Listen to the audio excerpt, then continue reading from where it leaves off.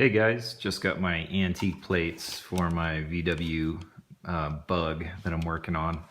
It's 1971 and figured antique plates would fit. So I got a lot of questions on the first video that I'm going to address now. So go to the link in the description and you will print out this form from the DMV. It'll come with 3 pages. First page is the form that you submit to the DMV. We'll go over this in a sec. Second page is a copy if you want to make a written copy for yourself. You don't need to print it if you don't want to. And then the third page is kind of some basic instructions and as well as a VIN verification. We'll go over this one as well. Let's start up top here. So it's pretty self-explanatory. Section 1 right here. Basically, vehicle is owned. So next thing, your name, your address, where you get mail, your city, state, zip, all this good stuff. Email, phone, Vermont license plate. This is a question that I get all the time. What's my license plate for Vermont, or my license number for Vermont? Well, just leave it blank. Vermont will assign you one. All right, and then the address where you live, city, state, zip, male, female, date of birth. This is all very self-explanatory. Okay, co-owner, just leave that blank. Leave section 2 blank, and leave section 3 blank. Now, section 3B, that is where you put the bill of sale information. So the name of the seller on the bill of sale, date purchased, Vermont dealer number, just leave that blank. Okay, then we have the seller address. So I'll just write that in, how it is on the bill of sale. And then the signature. Now, if you don't have this sheet when you're going to buy it and you just have a bill of sale, just leave this blank. As long as the bill of sale is signed, you're good to go. Okay, number 4, we're going to do new registration because it's never been registered in Vermont. Plate number, leave it blank or write NA, non-applicable.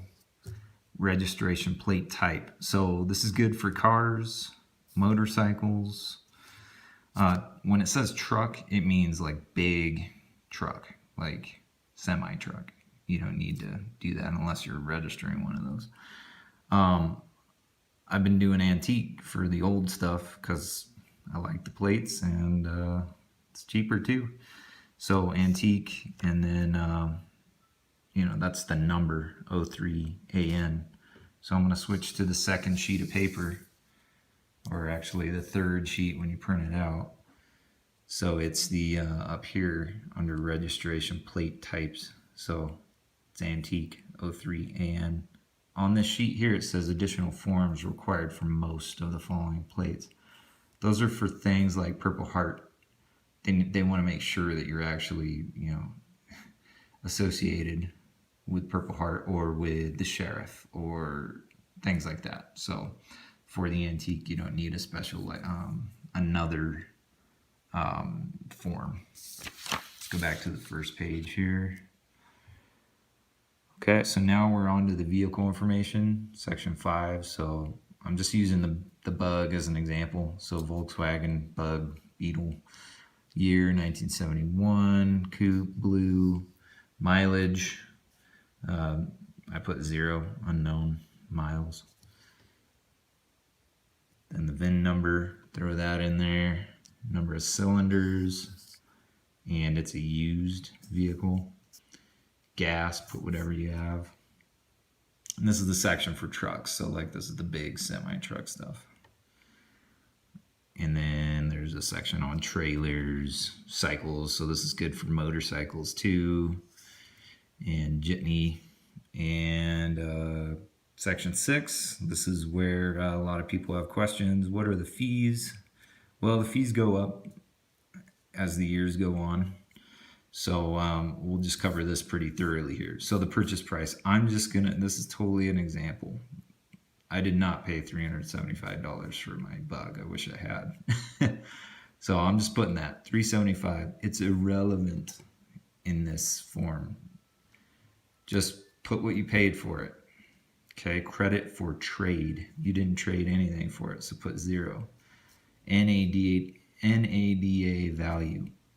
Put the value as it is on NADA. So mine was in, very bad condition, so I put the low NADA value. If yours is in tip top and you want to put the tip top value in there, go for it. So I'm just using this as an example, $1,000 to make the math simple to follow. Adjustments, put 0. So the net taxable, now this is what you're going to be taxed on, this number right here. So basically it's the NADA value. Okay, section 7, nothing, just leave it blank. All right, so it says do not write in the shaded area. So don't write in here. You can write some notes in here, but just use a scrap piece of paper. So registration, so it's $23 to register an antique. Okay, if your car qualifies as antique, I would go that way. Or $76 for a regular plate. Okay, the tax. So this is where we have the tax that we got from section 6 over here. So take this number, find your tax value. So it's August 2016. Tax value is 6% right now. So I would be paying $60 for tax on $1,000 NADA value. Title, we're not getting a title, so scratch that out. Transfer, warranty, fuel user, other. Here are the total fees.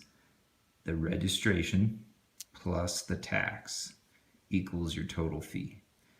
Antique is $23, tax is $60, $83 is the total fee in this example. So you're going to want to write a check for that $83 or whatever yours happens to be. Sign it, date it, and you are ready to put all this stuff in the mail. You'll need this main sheet, you'll need the bill of sale, and you'll need a check written out to the Vermont Department of Transportation. Okay, let's go over the second sheet, or the third sheet. So we've got the VIN verification. I get this often too. You don't need to verify the VIN. This is if you want to get a title, and we're not wanting to get a title. So no VIN verification. They don't even give titles for anything that's 15 years or older. And that's how this process works. This process works for vehicles that are 15 years or older. Then it just has, the registration type. So you could go through this list, and if you wanted a unique plate with one of these, you could print out the form that goes associated with one of these and go that way. So transaction types, it's register for the first time, since we're registering this Vermont vehicle for the first time. And so that's it. So pretty simple. Couple questions that people always ask. VIN inspections needed? No VIN inspections needed. Vehicle has to be 15 years or older for this to work. And motorcycles are accepted. You can do a motorcycle. People have this feeling that this is like a shady loophole or something. It's totally not a loophole. This is totally above board. Vermont DMV is, this is good for them. They get tax money on this. It's good for everyone. You don't need a Vermont license plate number.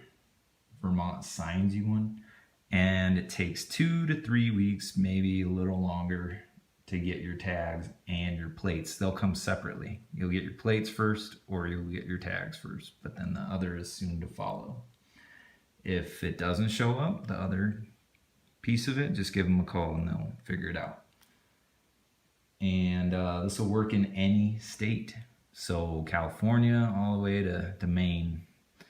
It'll work anywhere. It's as if you're moving from Vermont to the state you live in and you have a vehicle and you want to get it registered. So just take the registration. I'll use mine as an example. I'm not going to show you the front, but basically this is the registration card that you get, and you'll take this in to your DMV and they'll say, okay, let's get some tax money and transfer it over. You'll have to do a VIN inspection in your state most likely.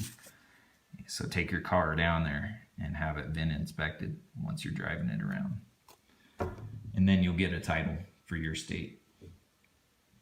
And if you mess up on the fees, which I've done numerous times, NADA values change, or I just wrote it down wrong or something, they will write you a note and say, hey, we need this much. The NAD value is more than you had put in.